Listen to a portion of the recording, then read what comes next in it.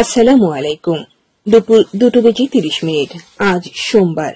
বাংলাদেশ বেতার কক্সবাজার। স্থানীয় খবরে স্বাগত জানাচ্ছি আসমা খাতুন বাবলি। চলতি বছরে মাধ্যমিক স্কুল সার্টিফিকেট, এসএসসি ও সমমান পরীক্ষার ফলাফল 10 থেকে 12 জুলাইয়ের মধ্যে প্রকাশিত হতে পারে। এরই মধ্যে ফল প্রকাশের সম্ভাব্য তারিখ নির্ধারণ করে এই সংক্রান্ত প্রস্তাব শিক্ষা মন্ত্রণালয়ে পাঠানো হয়েছে। মন্ত্রণালয়ে অনুমোদন পেলেই ফল প্রকাশের তারিখ চূড়ান্ত করা হবে। আজ সোমবার ঢাকা শিক্ষা বোর্ডের পরীক্ষা নিয়ন্ত্রক অধ্যাপক এস.এম. কামাল উদ্দিন হায়দার এই তথ্য জানিয়েছেন। তিনি বলেন, ফল প্রকাশের সম্ভাব্য তারিখ নির্ধারণ করে এই সংক্রান্ত প্রস্তাব শিক্ষা মন্ত্রণালয়ে পাঠানো হয়েছে। মন্ত্রণালয় অনুমোদন পেলেই 10 থেকে 12 জুলাই যে কোনো দিন ফল প্রকাশিত হবে। গত 10 এপ্রিল সারা দেশে একযোগে এসএসসি ও সমমান পরীক্ষা শুরু হয়। লিখিত পরীক্ষা শেষ হয় গত 13 মে। ব্যবহারিক পরীক্ষা 15 মে থেকে 22 মের মধ্যে অনুষ্ঠিত হয়। 9টি সাধারণ শিক্ষা বোর্ড এবং মাদ্রাসা ও কারিগরি বোর্ডের অধীনে এই পরীক্ষায় 19,28,181 জন শিক্ষার্থী অংশ নেয়। কক্সবাজারে ভারী বর্ষণ অব্যাহত রয়েছে। আগামী 9 জুলাই পর্যন্ত ভারী থেকে অতি ভারী বৃষ্টিপাত থাকতে পারে বলে জানিয়েছেন আবহাওয়া অধিদপ্তর। এ কারণে কক্সবাজার সহ পার্বত্য এলাকায় পাহাড় ধসের আশঙ্কা রয়েছে। এদিকে বৌরি আবহাওয়া অব্যাহত থাকায় দেশের 4 সমুদ্র বন্দরে 3 নম্বর স্থানীয় সতর্ক সংকেত বহাল রেখেছে আবহাওয়া অধিদপ্তর। টানা বৃষ্টির কারণে পর্যটন এলাকায় জেলার টেকনাফ সহ 9 উপজেলায় প্রায় অধিকাংশ এলাকায় প্লাবিত হয়েছে। উপসড়কে পানি উঠে যানবাহন চলাচল বিঘ্ন হচ্ছে। কক্সবাজার আবহাওয়া অফিসের সহকারী আবহাওয়াবিদ আব্দুল হান্নান জানিয়েছেন, আজ সকাল 6টা থেকে দুপুর 12টা পর্যন্ত কক্সবাজারে 80 মিলিমিটার বৃষ্টিপাত রেকর্ড করা হয়েছে। অন্যদিকে উখিয়ায় টানা 4 দিন ধরে বৃষ্টি ও পাহাড়ি ঢলে ব্যাপক ক্ষয়ক্ষতি হয়েছে। উখিয়ায় উপজেলায় নির্বাহী কর্মকর্তা মোহাম্মদ কামরুল হোসেন চৌধুরী জানান, দ্রুত পানি নিষ্কাশন ও জলাবদ্ধতা নিরসনে ব্যবস্থা নেওয়া হচ্ছে। উপজেলা প্রকল্প বাস্তবায়নের কর্মকর্তা মোহাম্মদ কাউসার হোসেন জানান, ক্ষতিগ্রস্ত এলাকায় জনপ্রতিনিধিদের ক্ষয়ক্ষতির তালিকা তৈরি করে উপজেলা প্রশাসনের কাছে জমা দিতে বলা হয়েছে। টেকনাফ স্থলবন্দর দিয়ে মিয়ানমারের সঙ্গে পণ্য আমদানি রপ্তানি 2 মাস ধরে বন্ধ রয়েছে। সীমান্তের চোরাচালান নিরুৎসাহিত করতে 1995 সালে বাংলাদেশ মিয়ানমারের মধ্যে সীমান্ত বাণিজ্য চালু হয়। তবে 1.5 বছর ধরে রাখাইন সরকারি বাহিনীর সঙ্গে বিদ্রোহী আরাকান আর্মির সংঘাতের কারণে আমদানি রপ্তানি বন্ধ রয়েছে। সংশ্লিষ্ট কারণে বৈধ পথে বাণিজ্য বন্ধ থাকায় সীমান্তে 33টি চোরাই পথে পাচার হয়ে যাচ্ছে কোটি কোটি টাকার মালামাল। এছাড়া বন্দরের গুদামে নষ্ট হচ্ছে কোটি টাকার পণ্য।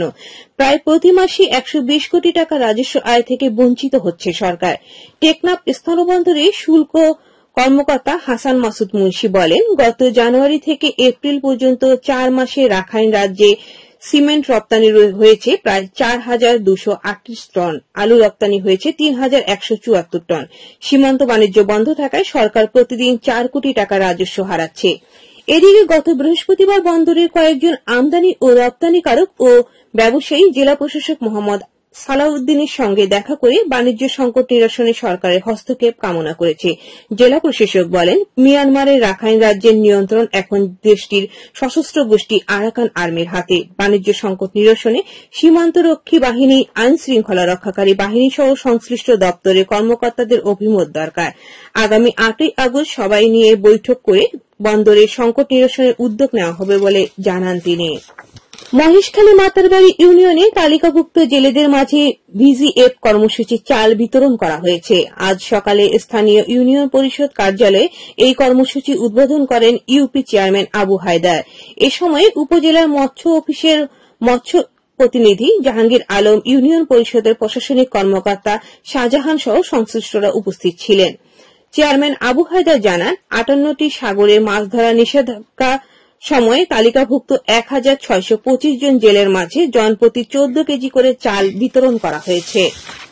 আবহাওয়া আগামীকাল দুপুর 12টা পর্যন্ত 24 ঘন্টার পূর্বাভাসে বলা হয়েছে, আকাশ স্থায়ীভাবে মেঘলা থেকে মেঘাচ্ছন্ন থাকতে পারে। সেই সাথে অধিকাংশ জায়গায় স্থায়ীভাবে দমকা হাওয়া সহ মাঝারি ধরনের ভারী থেকে অতি ভারী বজ্রসহ বৃষ্টি হতে পারে। সেই সাথে অতি ভারী বর্ষণের ফলে পাহাড়ি এলাকায় ভূমিধস ও পাহাড় ধসের আশঙ্কা রয়েছে। কক্সবাজার সমুদ্র বন্দরের জন্য 3 নম্বর স্থানীয় সতর্ক সংকেত দেখাতে বলা হয়েছে। আগামী 24 ঘন্টায় দিন ও রাতের তাপমাত্রা প্রায় অপরিবর্তিত থাকতে পারে। আজ সূর্য অস্ত যাবে সন্ধে 6টা বেজে 39 আগামীকাল সূর্যাস্ত হবে ভোর 5:15। আজকের সর্বনিম্ন তাপমাত্রা ছিল 24.8 ডিগ্রি সেলসিয়াস এবং সর্বোচ্চ তাপমাত্রা ছিল 25.5 ডিগ্রি সেলসিয়াস।